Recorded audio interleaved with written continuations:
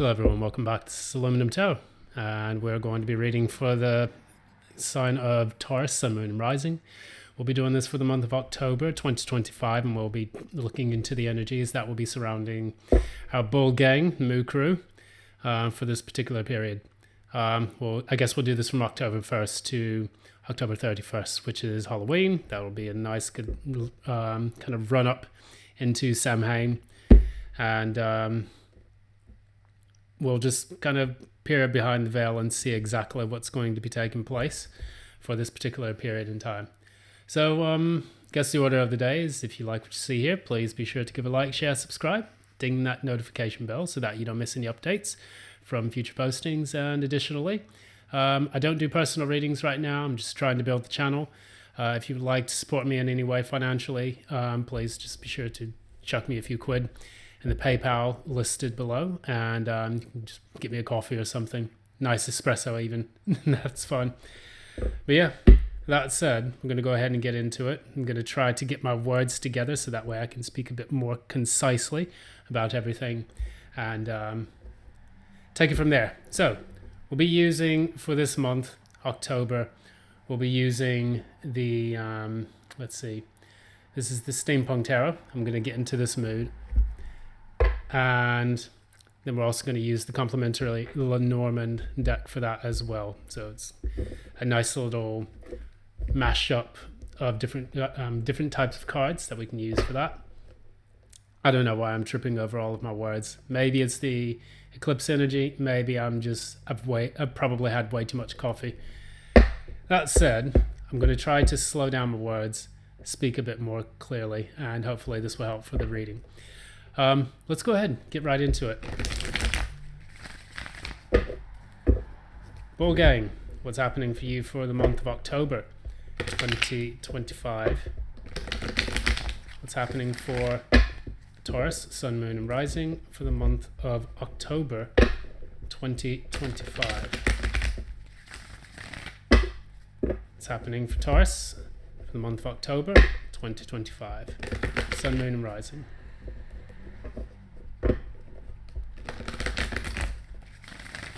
Okay, let's go ahead and cut the deck. Now, I think we're supposed to have the eclipse while I'm doing this. We're supposed to have the eclipse somewhere around the 20th or 21st. That's going to be in Virgo, and that will ideally give us a chance to purge the last few bits of everything related to, the way that we approach our work, the way that we approach cycles related to our habits, our health, things of that nature. So we may see a massive push towards, clearing some of the old clutter and things out of our life that may be interfering with that sixth house energy or the Virgoian energy. I myself, according to the whole signs chart, have my Sun and my Chiron in the sixth house of Virgo. I do have Virgo, if I'm not mistaken, in the 10th house. So that's going to be a bit of a doozy. So we'll see what happens. Anyways, let's go ahead and begin. So we have the current energy, challenge,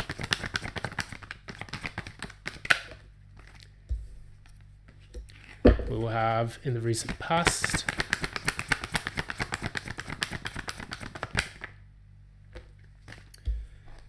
near future,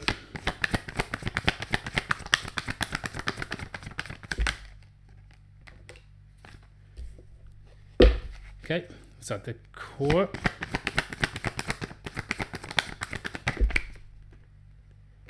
okay, what's at the crown?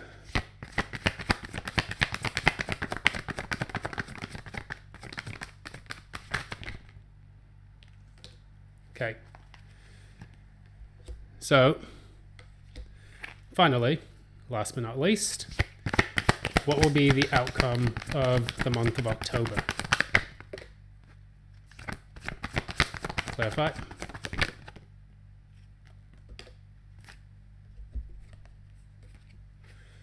Okay, so great.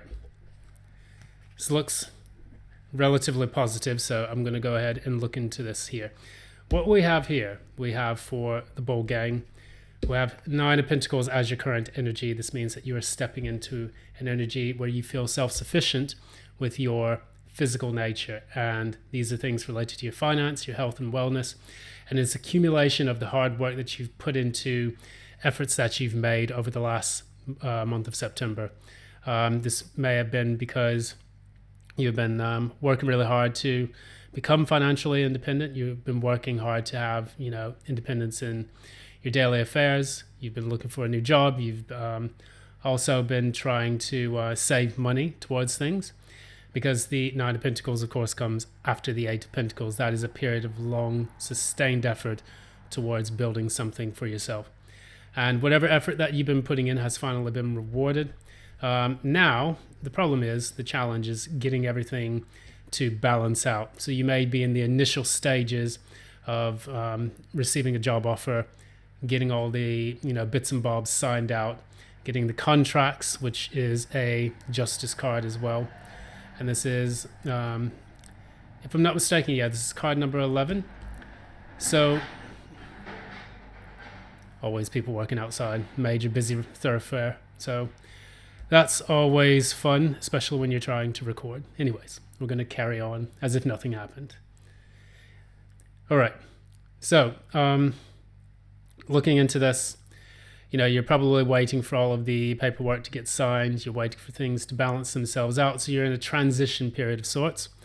Now, in the recent past, you had the Fool in the reverse. Maybe things were not quite ready yet for you to take a leap forward. So you had to be cautious about certain things. Maybe if your finances were not in the best position, it was difficult for you to take a leap on moving somewhere new, going somewhere else. And I think you may have had a very cautious approach. This is something that Taurians are famous for, because for a lot of Taurians, they want to make sure that they're making the right decision. If you have any Earth in your chart outside of Taurus, you'll definitely lean more towards that kind of energy, taking a very cautious approach. Clarify, Fool in the reverse. So yeah, we have the Lovers, and then we have the Queen of Pentacles. It's very, very feminine energy in many ways. We have the Queen of Pentacles deciding on what's going to nurture over the next, period or so, what it is that they really want to focus their energy on and coddle almost like a child, taking care of a business, taking care of a new kind of business venture, looking into a new job. But with the Lovers in the reverse, it was all about, it wasn't the right time for you to make the choice or the decision. So you had to kind of weigh your options quite heavily in order for you to go to the right next step.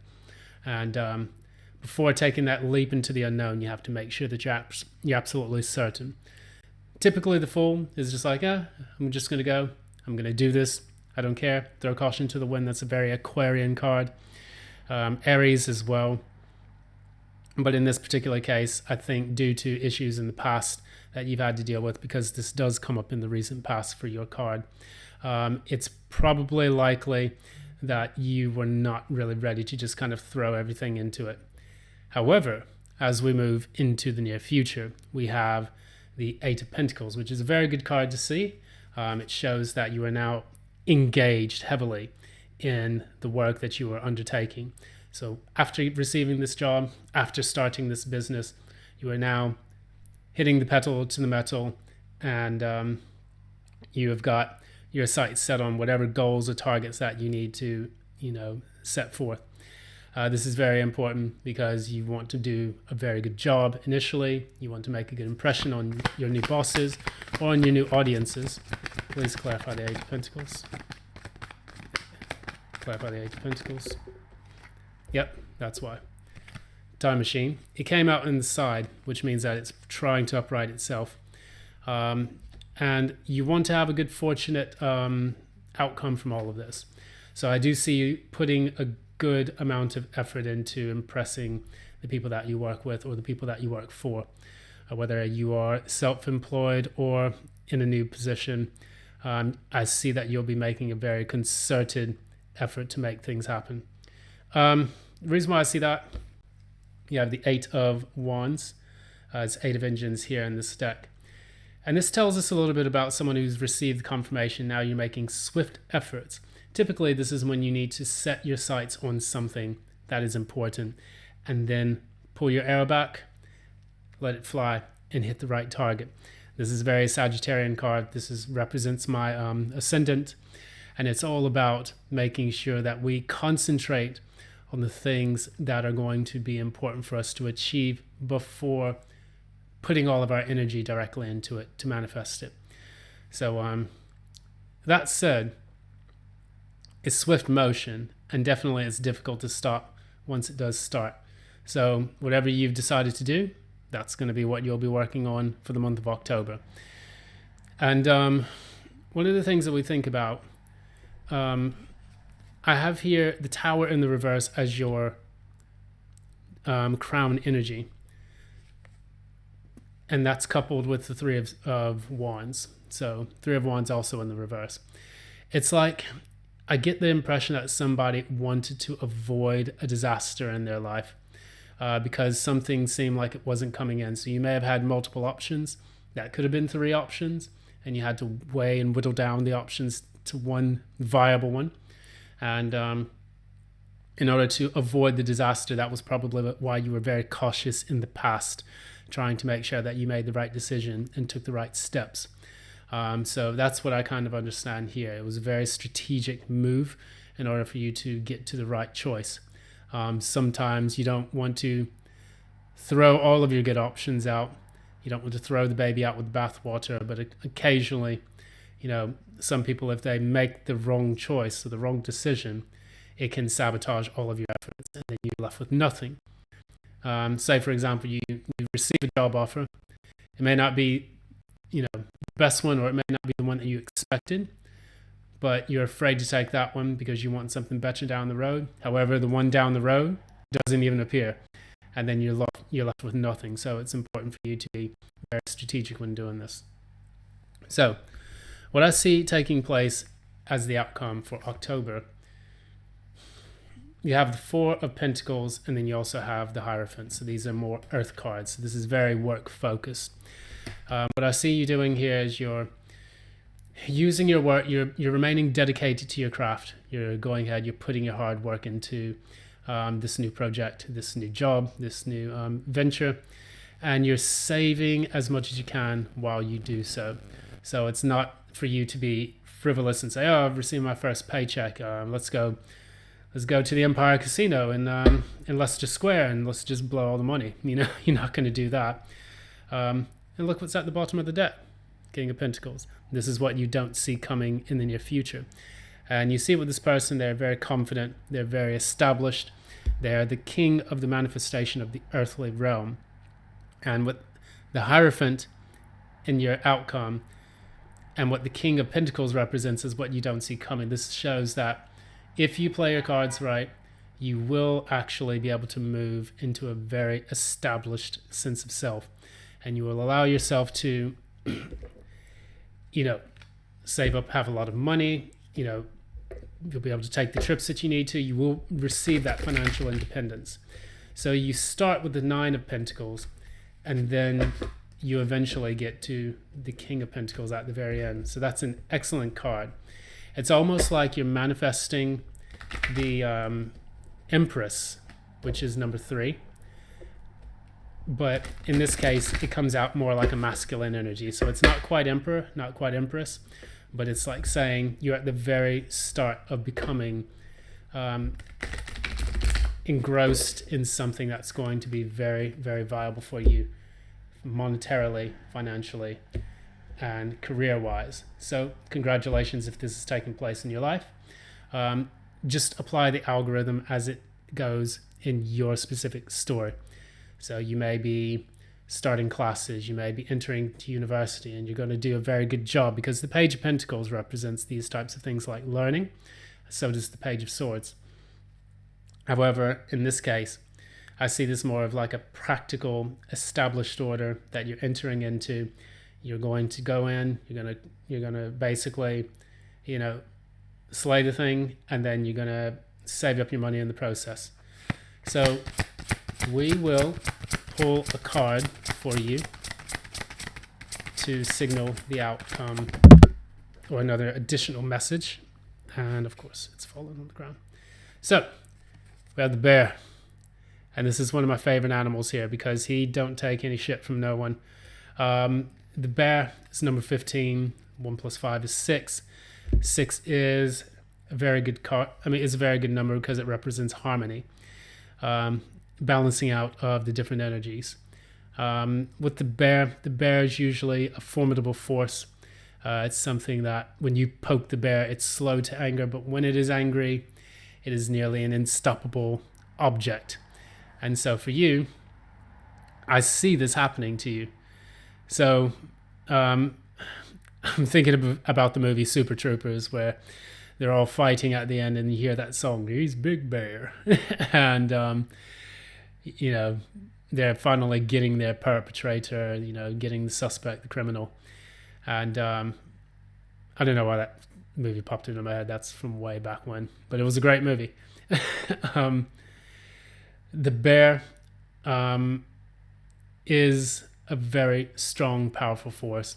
It's like a mountain, a leviathan, which goes after exactly what it wants when it's provoked to do so. So in this case, you could be considered as that bear, and you are being provoked, stirred into action, and you are finally making your mark on society. So congratulations if this is you, if this is your story and it resonates. Be sure to give a like, share, subscribe, ding the notification bell so that you don't miss any updates for future postings. I'll try to keep these as regular as I can while I go through changes on my own. Also, if you'd like to support the channel, please feel free to send a little donation, send a cup of coffee my way using the PayPal link in the description box below. I'm going to leave it there. Thanks so much. I do appreciate your time and attention. Wishing you all the best in October. And until then, until next time, love and light. Bye now.